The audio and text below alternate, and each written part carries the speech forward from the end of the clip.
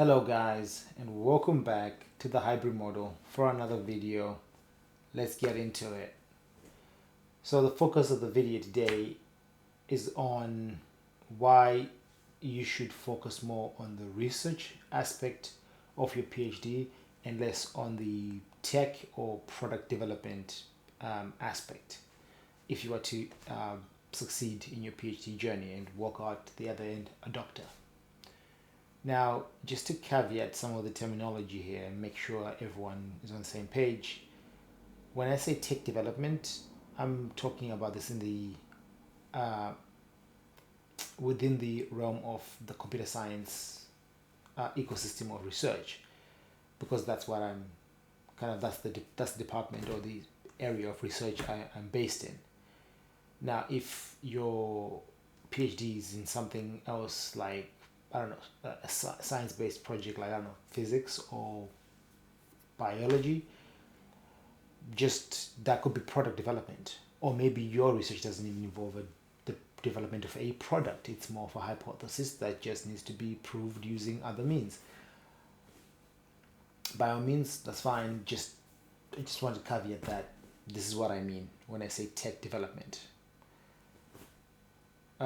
And whilst we're here, I may as well explain that for my PhD, part of the objective was to build what I called the prototype framework, which is essentially just a software application that that basically takes a product review as an input and outputs a prediction at the other end, because there's a machine learning model running in the back end basically. So it's a software artifact. I think that's the academic terminology for that. Anyway, let's crack on. Now, when you're studying a undergraduate or a taught master's,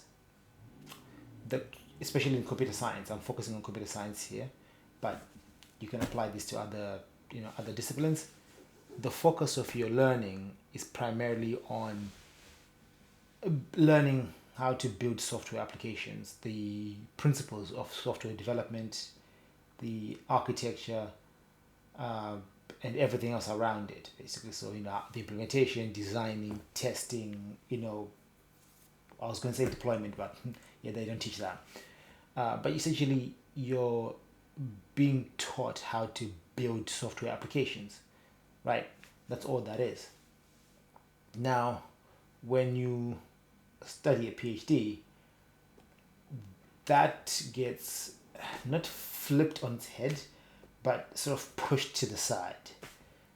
And the primary focus of a PhD is the research aspect. And what I mean by that is, so when you start studying a PhD, the primary focus is on the research aspect. So you come up with a research project which has a question or hypothesis. That's your proposal for this is what I want to learn. This is what I want to research, and this is the gap in the academic knowledge that currently exists that will be filled in by this research, whether it's successful or not. Because you could always say, my hypothesis was complete nonsense, and well, in academic words, obviously, it was complete nonsense, and every experiment I tried failed because of A, B, C, D reasons, right? As long as there are reasons that you can evaluate, you could literally come out the PhD saying, yeah, what I proposed was garbage. It couldn't be done. Or, alternatively, your research results will prove that your hypothesis was correct, and you managed to make it a reality, and you came up with some answers, and these are the reasons, and also the experiments you did, what they showed you, etc., the path you took, and or what you found out along the way to get to the final frontier where you were able to prove that your hypothesis was correct. Right? Now, along the way, as you are researching and doing experiments to try and prove your hypothesis is correct. Jesus Christ. 1 second. kind of recording here. Do you mind? Go away. Where was I? So yes, along the way, as you are running experiments and doing the research to prove your hypothesis is correct, or to find out if your hypothesis is correct, I should say, you will do experiments. You will do a lot of tinkering, I guess I'll call it, because you're figuring stuff out. You're figuring what works, what doesn't, what possibly could lead to proving your hypothesis to be true or false, and there'll be failures along the way. But all of that stuff can be seen as tech development, because in my case, I have done a lot of machine learning experiments, building machine learning models. Half of them, I think like 90% of them failed or didn't perform as well as I wanted. And I was going back to the drawing board, did some improvements, changed strategies, etc., and kept going. Right? And that can be seen as tech development within academia. There was also some NLP stuff I did as well. Also can just be seen as tech development. And so that's what I mean by when you start a PhD, it kind of tilts on its head and the tech development is kind of on the side, because in that respect, all the experiments are supporting evidence for the hypothesis. All they do is help to prove the hypothesis is right or wrong, and then justify the answer afterwards, right? But they're not the answer. They're just supporting evidence, I guess is the best word for that. Now, you'd think it would be easy to do the research in the manner it is expected to be done, because it sounds so simple, right? Oh yeah, just do some experiments, mostly focus on the research aspect, proving the knowledge, the gap in the knowledge, the novelty you're bringing, how this benefits the academic world, how it also benefits the real world, how it could be implemented into the real world if it was to be implemented, what's your vision of it, etc. But when you're a lead software engineer like myself, or I guess at the time I was just a software engineer, I was like somewhere in the middle, and you love building tech applications and tech products. I mean, software engineering, man, that's my bread and butter right there. It is literally, it's boring having to read research papers and write literature reviews and do evaluations. It's just boring. And do comparisons, analysis. Sorry, what's it called? Critical analysis. I guess it's called. I think that's the right word. It's boring, guys. It's completely and absolutely boring. It just drains the life out of me. But it did drain the life out of me. And early on in my research, I think it was year 2, I believe, my supervisor did tell me that I needed to focus more on the research aspects and less on the tech development aspects. And of course, I ignored her. Don't look at me like that. You'd have done the same thing in my position. Okay? It is what it is. It's history now. So calm down. I learned my lesson, but let me tell you a story. So back in 2018, 2019, that was my second and third year of the PhD journey. I was neck deep in machine learning experiments and NLP and experiments, basically, mostly machine learning stuff. And that was the best time of my PhD journey. I mean, I loved those 2 years, man. I was just tinkering with machine learning, building new models, experimenting. Even if they failed, I wasn't even disappointed. I was like, it's cool. I'll build another one. I'll change some parameters here, some parameters there. We'll make it work. I was just loving it, man. I'd wake up not every morning, but most morning buzzing for my research. And it's just It's beautiful, man. Because I do some tinkering in the morning before I went to work. Because again, this was before the plague and the lockdowns, etc. So I had to travel to work. So I'd wake up quite early, do some tinkering, leave that thing running, have a shower, come back and look at the results. It failed. It's fine. I'll fix it in the evening. Come back in the evening, do some more playing around, etc. I mean, I loved it, man. It was awesome. And in my third year, towards the end, I then worked on building the prototype framework because I had a working model that had a pretty good performance for my research. And I started building the prototype framework around it because I needed the machine learning model to run the predictions, but how it was going to be used was through this prototype framework where a person could interface with the entire research by plugging in a product review and then a pipeline. Pretty much this prototype framework formed a pipeline of analyzing the product review, doing some pre-processing and all that good stuff, and eventually getting to the machine learning model so it could do the predictions and output a prediction. And so I went full hardcore software engineer on the prototype framework. I mean, I put this bad boy on GitLab, tracked all the changes in the repository using Git. I wrote unit tests. I built a pipeline for it. I put in Dockerization.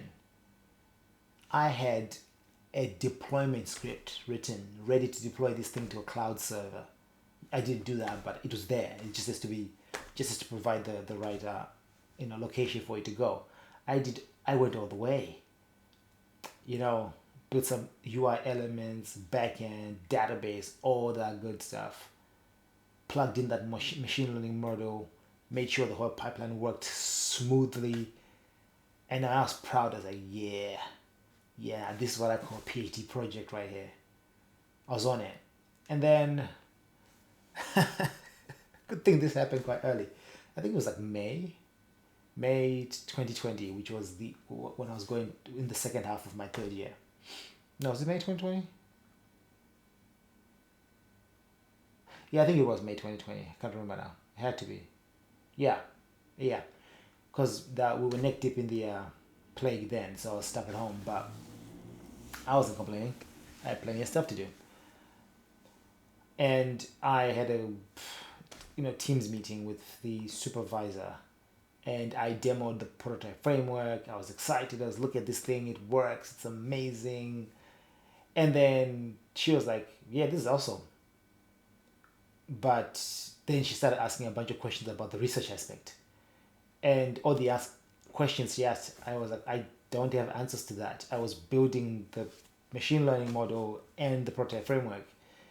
And then she was like, yeah, this is all good and dandy, but this literally means nothing without the research aspect, because the examiner is gonna focus on the research aspect. And if you don't have good answers or good research information and written content on the research aspect of this whole third year and everything, then you will fail the PhD, because they'll say you didn't tick the right boxes for the PhD, right? Because there's always tick boxes to this thing, right? There's always tick boxes that have to be checked. You got to dot the T's and cross the I's or whatever.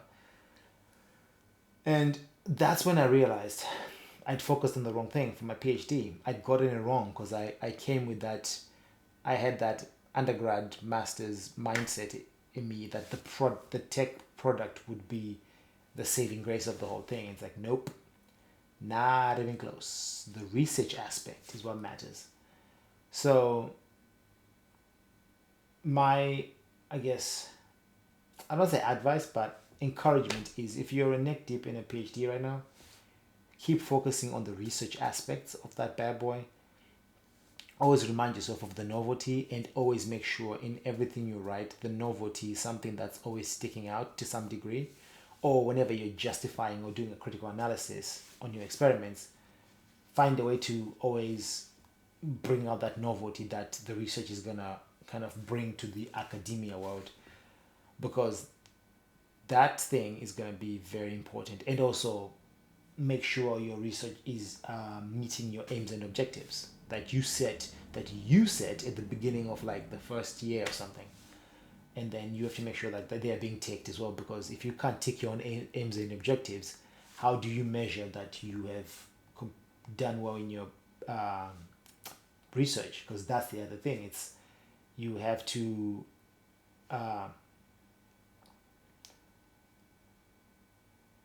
sorry, excuse me. A few moments later. Can't remember where I was, but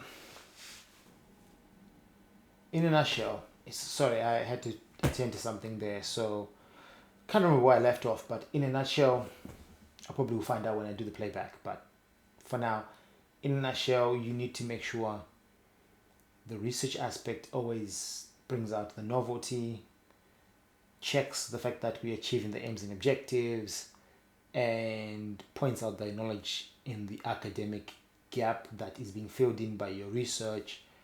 And then, yeah, also answer your hypothesis. Was your research able to pretty much prove that your hypothesis was correct, or was it wrong? It doesn't matter really, because the thing with the PhD is there's no right or wrong answer. It's more how you frame the answer. So even if you got everything wrong, as I was told by one of my former supervisors who retired, he was part of the supervisory team, he retired, he was like, you can literally have an entire PhD where nothing came, where you didn't get any right answers, and you write about it as my hypothesis, the experiments I did not successfully answer the hypothesis, or the hypothesis doesn't make sense or it doesn't work. You still get a PhD. So it's all about framing your the answer to your hypothesis in the right way from an academic point of view, because it's all academic writing, right? And then also just make sure to justify it with literature review, which is other researchers who've also been working in the same space, and your supporting evidence, which are the experiments. So that's the video, guys. That's what I want to talk about here, and kind of impart that knowledge that was more of a rude awakening for me, but nonetheless, I made it to writing the thesis, so it worked out. But yeah, for you guys, just don't go through the same route. Just don't take that detour. Take the smarter path. It'd be better. So I hope you enjoyed that, found that informative, and yeah, I thought this was going to be a shorter video really, but I think it might end up being pretty long because I kind of rambled on and ranted a bit, but it's all good. It's all good. Anyway, guys, I will catch you guys in the next video. I'm signing out.